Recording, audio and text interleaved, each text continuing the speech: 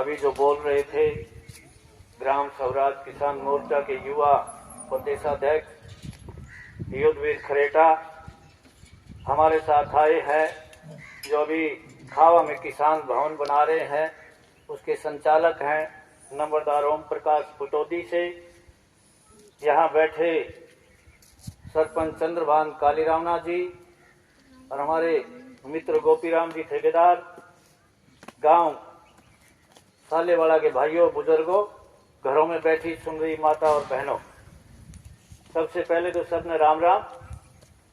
मेरा परिचय दे दिया गया। मेरा नाम महेंद्र सिंह गोदारा है, गांव मेरा फतेहाबाद जिले में है और मैं भारतीय किसान यूनियन हरियाणा का संस्थापक सदस्य हूं। पिछले 45 साल से समाज में किसान आंदोलन और इनमें सक्रिय रहता हूं जब भी समय मिलता है। पिछले 20 साल के बीच में मैं बीकानेर चला गया था, वहां जमीन ले ली थी, परंतु हरियाणा में सक्रिय हूं। आज हम आपके गांव में आए हैं ये विचार करने। वैसे तो किसान आंदोलन चल रहा है और उसके बारे में ये चर्चा भी चल रही है कि ये पंजाब वाले ही क्यों ज्यादा आते हैं, तो ये पंजाब ही क्यों भागता है। और इस बात को लेकर पार्टियां, विशेष रूप से सरकार, तरह तरह के आरोप लगा देती है। मैं इस पर चर्चा करूंगा विस्तार से। पहले ये चर्चा करता हूं कि हम सब खेती करने वाले लोग हैं, हमें ये जानना है कि खेती होती कैसे, यानी कि जमीन में दाना उगने का नियम क्या है। सबसे पहले ये जानना जरूरी है। दाना उगता है उसी जमीन में जिस जमीन में जीवाणु। वैसे ये धरती है, जमीन उसे कहते हैं, जीवाणुओं का जोड़ माने जमीन। जिसमें जीवाणु है वो जमीन, बाकी धरती है।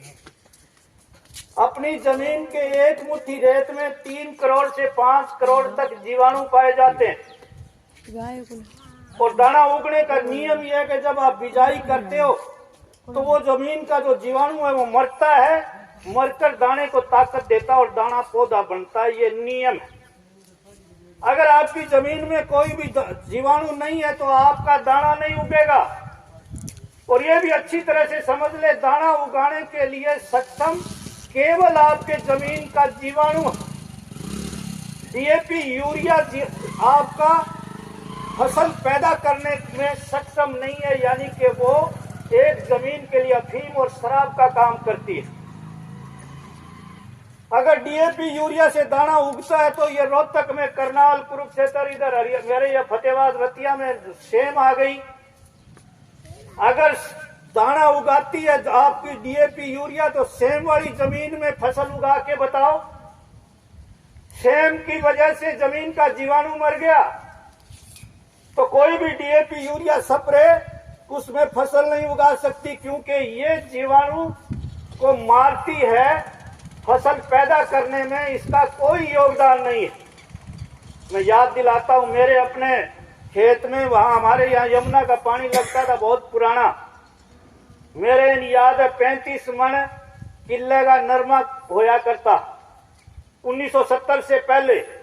और बीज कंपनियां नहीं थी, बीज हमारे अपने घर का था।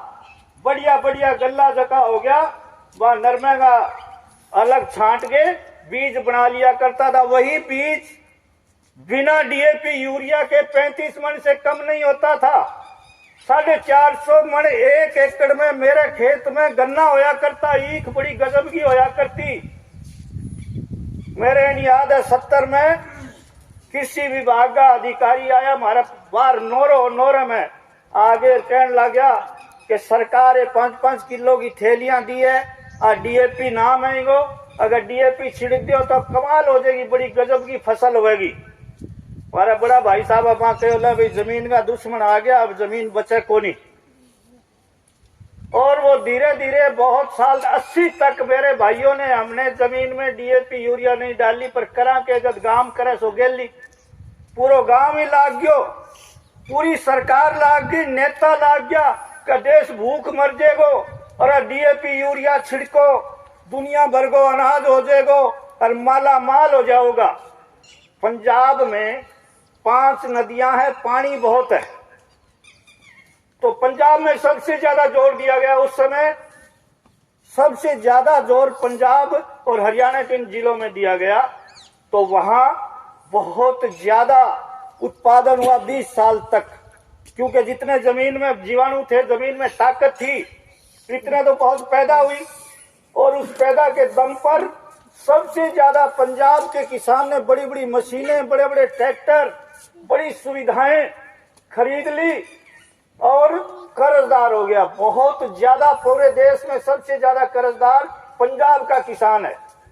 अब सरकार ने पंजाब में सबसे ज्यादा जोर दिया कि किसानों डीएपी यूरिया की खेती करो और ये मशीनी की खेती करो। तो वो पंजाब के किसान की अब ये स्थिति है कि केवल कणक और चावल के अलावा और कोई फसल नहीं होती। अब पढ़े लिखे भाई ये सोचते हैं कि हम लोग पिछले 23 साल से डीएपी यूरिया का विरोध कर रहे हैं, तो मुझे बार बार कहते हैं कि गोदारा जी देश भूख मर जाएगो, डीएपी यूरिया की वजह से तो बहुत ज्यादा उत्पादन हो गया। उत्पादन डीएपी यूरिया की वजह से नहीं बढ़ा, अच्छी तरह से समझ लो।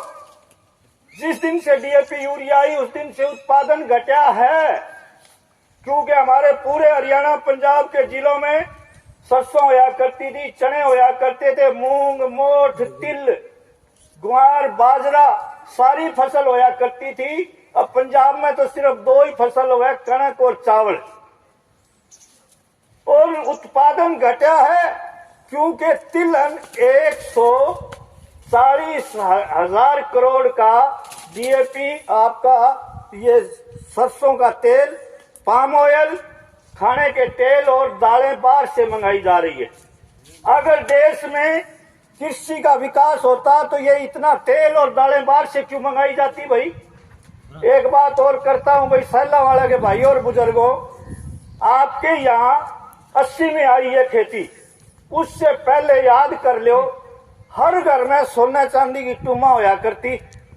हमारा तो कुओं में पानी लिया करती, बहुआ छोरिया झरनाट बाजा कर तो पीढ़ी हो ही रहा करती। सोने की टूमा, छेलकड़िया, कड़िया, टड्डा, मेल, बूजली, बोरियो के सेज सोनो चांदी होया कर तो। गरीब आदमी के घर में 5-5, 10 तोड़ा सोनो होया कर तो, चांदी होया करती को नहीं। आज का लीडर ये कहता है कि बहुत विकास हो गया, लोगों ने बहुत ज्यादा विकास कर लिया। तो जो 70 से पहले आपके घरों में जो सोना चांदी था वो तो बढ़ना चाहिए था, बढ़े क्या? तो जिस टाइम 70 से पहले आपने संदूका में, छोटी टेचिया में, छोरिया में बहुआगा, टड्डा, मेल, टुमा पड़ी रहा करती। आज वहां टेचिया में के पड़े बताऊं के रीस न मानियो, नट पड़ा है, बोल्ट पड़ा है, ट्यूबवेल का बिगड़ेड़ा पुर्जा पड़ा है, चाबी पड़ी है, ट्रैक्टर का फिल्टर पड़ा है, बिगड़ेड़ा पड़ा है, कौन पड़ा बताओ। ये नेता कहता है कि हमने विकास कर दिया, तो फिर वो विकास हमारा सोना चांदी कहाँ चला गया जो था, वो क्यों नहीं बढ़ा? विकास नहीं हुआ, विनाश हुआ है। इस बात को समझना है। आज सब, मैं भारतीय किसान यूनियन के आंदोलन में टाडा भी लगी है मुझ पर। 1981 में भजन लाल ने हम पर टाडा लगाई और बहुत से केसों में हम लोग गए। 1995 तक हमारे समझ में आ गई कि भाई अब ये तो बहुत ज्यादा गलत हो गया। अगर हम एक तरफ लड़ते रहे तो किसान ने तो अपने खर्चे बहुत बढ़ा लिए। अब खेती में इतने खर्चे हो गए कि सारा का सारा पैसा कंपनियों के पास जा रहा है और धीरे धीरे हमने काम करना छोड़ दिया। तो 1995 में हमने गौशाला बनाकर लाडवा में, आपके पड़ोसी गांव है, मेरे प्रेरणा के स्रोत है, गुरु तुल्य है, कैप्टन होशियार सिंह सांगवान, ये ऋषि के मामा जी हैं। तो उन्होंने, वो इंस्पेक्टर थे, आधी तनख्वाह दिया करते थे मांगेराम मल्लिक को। भारतीय किसान यूनियन के कार्यालय का खर्चा होशियार सिंह सांगवान दिया करता था। तो उन्होंने टिकाऊ खेती पर रिसर्च की, लाडवा में गौशाला बनाकर गाय के गोबर गोमूत्र से एक गाय 10 एकड़ की खेती करवा देती है। हम 23 साल से अनुभव है हमारा। करोगे तो 100%, और आपके एरिया में तो ये खेती बहुत ज्यादा कामयाब है। गाय के गोबर गोमूत्र से, केचुए की सहायता से हम लोग जो खाद बनाएंगे वो 16 पौष्टिक तत्व वाली खाद है। इस जमीन को, पौधे को 16 तत्व चाहिए और हम दे रहे हैं 2 ही तत्व। डीएपी में फास्फोरस है, यूरिया में नाइट्रोजन है। बाकी जिंक नहीं है, कोबाल्ट नहीं है, कैल्शियम नहीं है, आयरन नहीं है, इस तरीके से वो जमीन को नहीं देते हैं तो हमारी